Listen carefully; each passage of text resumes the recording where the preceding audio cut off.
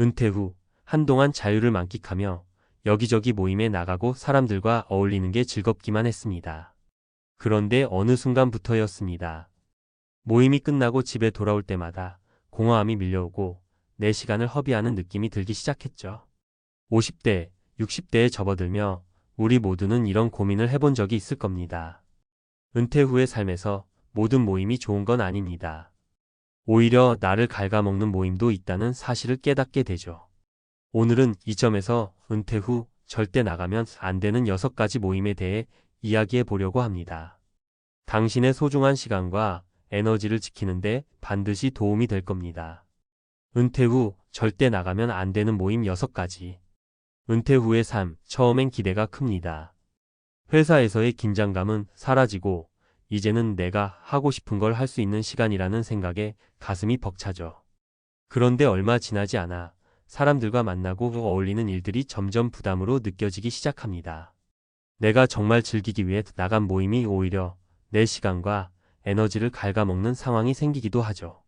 그래서 오늘은 은퇴 후 절대 나가면 안 되는 모임 6가지를 구체적으로 살펴보겠습니다. 여기엔 실제 사례 3가지도 함께 이야기하며 왜 이런 모임이 문제인지 구체적으로 이야기해 볼게요. 1. 소비를 강요하는 모임. 첫 번째로 피해야 할 모임은 과도한 소비를 부추기는 모임입니다. 특히 은퇴 후에는 수입이 줄어드는 경우가 많아서 소비를 조절해야 하는데 이런 모임에 자주 나가다 보면 은퇴 생활에 심각한 영향을 미칠 수 있어요. 사례 1. 50대 중반에 은퇴한 김 씨는 매달 한 번씩 동창 모임에 나가곤 했습니다. 그런데 이 모임은 점점 고급 레스토랑에서 만나거나 비싼 골프 약속을 잡는 등 소비 수준이 높아졌어요. 처음엔 오랜만에 친구들 만나는 건데 이 정도는 괜찮겠지라는 마음으로 갔지만 몇 달 후 그는 깜짝 놀랐습니다. 통장에서 나간 돈이 월 50만 원이 넘었던 거예요. 결국 그는 모임을 끊었고 이제는 동네 친구들과 간단히 산책하거나 커피 한 잔으로 시간을 보내고 있죠. 소비는 줄었지만 마음은 더 편해졌어요. 그가 이렇게 말하더군요. 2. 부정적인 에너지가 넘치는 모임. 두 번째는 부정적인 이야기가 끊이지 않는 모임입니다. 남 험담이나 세상 비관, 지나친 불평으로 가득한 모임은 나에게도 부정적인 영향을 미치죠.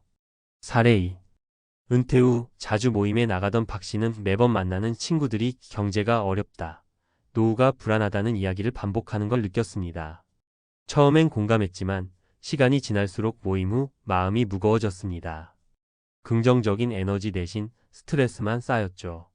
결국 박 씨는 모임을 멀리하고 대신 책을 읽고 운동을 하며 시간을 보내기 시작했습니다. 그 후 그는 이렇게 말했어요. 내가 뭘 해야 할지 더 명확해졌고 지금은 매일이 행복합니다. 3. 과도한 경쟁을 부추기는 모임. 세 번째는 은퇴 후에도 경쟁심을 자극하는 모임입니다. 특히 누가 더 잘 사느냐를 비교하는 분위기가 강한 모임은 독약과도 같아요. 사례 3. 은퇴한 최 씨는 동문회에 자주 참석했습니다. 그런데 만날 때마다 너 연금 얼마나 받아? 자식들 어디 회사 다녀? 와 같은 비교 질문이 빠지지 않았어요. 처음엔 웃으며 넘겼지만 집에 돌아와 혼자 있을 땐 자꾸 자신이 부족하다는 생각이 들었습니다. 결국 그는 모임을 끊고 아내와 산책을 하며 이야기를 나누는 시간을 늘렸습니다. 남들과 비교하지 않으니 마음이 편하고 내 삶이 훨씬 소중하게 느껴져요. 최 씨가 남긴 말이 인상 깊었죠. 4. 건강을 해치는 모임. 네 번째는 과도한 음주와 늦은 시간까지 이어지는 모임입니다. 은퇴 후 건강이 가장 중요하다는 건 모두가 알지만 술자리 중심의 모임은 건강을 해칠 가능성이 큽니다. 5. 시간 낭비만 되는 모임. 다섯 번째는 아무 의미 없이 시간을 흘려보내는 단순한 수다 모임입니다. 은퇴 후의 시간은 다시 돌아오지 않기 때문에 무의미한 시간 낭비는 최대한 피해야 하죠. 6. 갈등을 부르는 모임. 마지막으로 피해야 할 모임은 갈등이 잦은 모임입니다. 친구 사이의 돈 문제나 과도한 요구가 있는 모임은 스트레스와 갈등만 남길 가능성이 크죠. 은퇴 후 모임을 선택할 때 꼭 기억해야 할 점. 모임을 완전히 끊으라는 말은 아닙니다. 은퇴 후에도 사람들과의 교류는 분명히 중요합니다. 하지만 나에게 긍정적인 영향을 주는 모임을 선택하는 것이 핵심입니다. 건강한 취미 모임 운동, 독서, 여행 등 나의 삶에 활력을 더해주는 활동을 중심으로 한 모임. 소박한 만남 화려하지 않아도 진솔한 대화를 나눌 수 있는 소규모 만남. 자기 발전 모임 새로운 지식을 배우거나 자기 개발에 도움을 주는 모임. 은퇴 후의 시간은 귀합니다. 나를 더 성장시키고 행복하게 만들어주는 모임을 선택하세요. 무의미한 모임에 휩쓸리기보다 내 삶의 가치를 높이는 길을 찾는 것이 진정한 은퇴 생활의 지혜가 아닐까요? 은퇴 후 모임 선택이 당신의 인생을 바꾼다. 은퇴 후 모임에 대한 이야기를 하며 많은 분들이 고개를 끄덕이셨을 겁니다. 사실 우리는 은퇴 후의 삶을 상상할 때 사람들과 어울리며 보내는 시간을 떠올리곤 합니다. 그러나 어떤 모임은 우리의 에너지를 채워주기보다 뺏어가고 마음을 편안하게 해주기보다 무겁게 만듭니다. 오늘은 전문가의 시각으로 은퇴 후 모임을 어떻게 선택해야 하고 어떤 모임을 피해야 하는지에 대해 구체적으로 살펴보겠습니다. 은퇴 후의 삶, 모임이 주는 양날의 검. 은퇴 후 모임은 단순한 사교 활동 이상의 의미를 가집니다. 외로움을 해소하고 정서적 안정을 찾으며 새로운 목표를 설정하는 데 도움을 줄 수 있죠. 하지만 잘못된 모임은 그 반대 결과를 초래할 수 있습니다. 사례. 한 60대 초반의 여성 A씨는 은퇴 후 지역 커뮤니티에 적극적으로 참여했습니다. 그러나 시간이 지나며 느낀 것은 기대와 달리 왜 이렇게 피곤하지? 라는 생각이었습니다. 알고 보니 매번 모임에서 소모적인 논쟁이 일어나고 돌아올 땐 기분이 더 나빠져 있더랍니다. A씨는 결국 모임을 줄이고 대신 조용히 산책을 즐기거나 책을 읽는 시간을 가지며 자신의 리듬을 되찾았죠. 그녀는 이렇게 말했습니다. 내가 정말 필요한 건 사람과의 교류가 아니라 나 자신을 돌아보는 시간이었어요.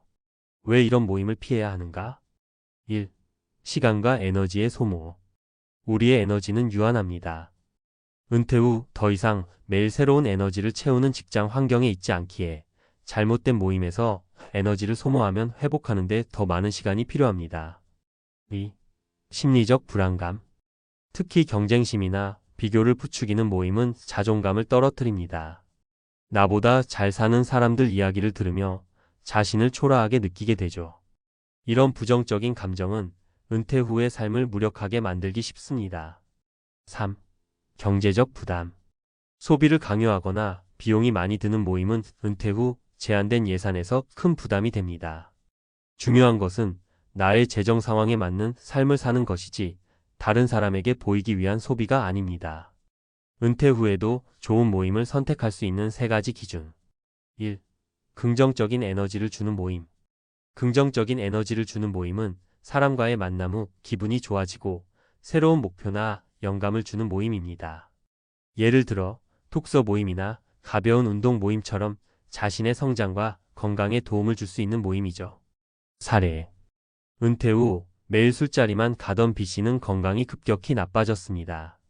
그러다 아내의 권유로 걷기 모임에 나가기 시작했어요. 처음엔 어색했지만 모임이 끝날 때마다 상쾌함을 느꼈고 사람들과의 대화가 오히려 힐링이 되었습니다. 이제는 매주 이 모임이 기다려져요. 건강도 좋아지고 마음도 가벼워졌어요. 2. 건전한 소비를 하는 모임. 비싸고 화려한 장소가 아니라 소박한 만남을 중심으로 한 모임이 좋습니다. 서로의 삶을 공유하며 돈보다 진솔한 이야기를 나눌 수 있는 모임을 찾으세요. 사례. C씨는 은퇴 후 매달 가던 고급 골프 모임을 정리했습니다. 대신 동네 친구들과 작은 동호회를 시작해 매주 등산을 다니기 시작했죠. 골프 칠 때는 돈만 나갔는데 등산은 돈도 아끼고 건강도 챙기고 친구들과도 더 가까워졌어요. 3. 새로운 도전을 돕는 모임.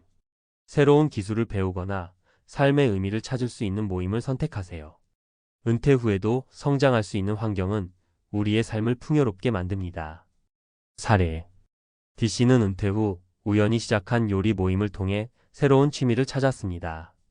요리를 배우며 사람들과 교류하는 시간이 즐거웠고 이 경험을 계기로 소규모 케이터링 사업까지 시작했죠. 나이 들어도 도전할 수 있다는 걸 깨달았어요. 이 모임은 내 인생의 전환점이 됐습니다. 모임을 선택할 때 꼭 기억할 점. 모임 후에 나의 감정을 점검하세요. 모임 후 기분이 좋아지고 만족감을 느낀다면 좋은 모임입니다. 반대로 피로감이나 스트레스를 느낀다면 다시 생각해 보세요.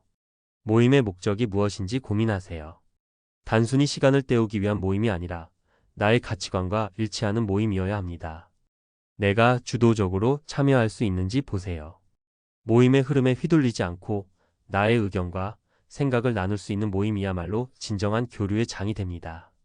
마무리하며 나에게 맞는 모임을 찾아라. 모든 모임이 나쁜 것은 아닙니다. 어떤 모임은 우리의 삶을 더 풍요롭게 만들고 어떤 모임은 우리를 지치게 만듭니다. 중요한 건 나에게 맞는 모임을 선택하는 것입니다. 은퇴 후의 삶은 이제부터가 시작입니다.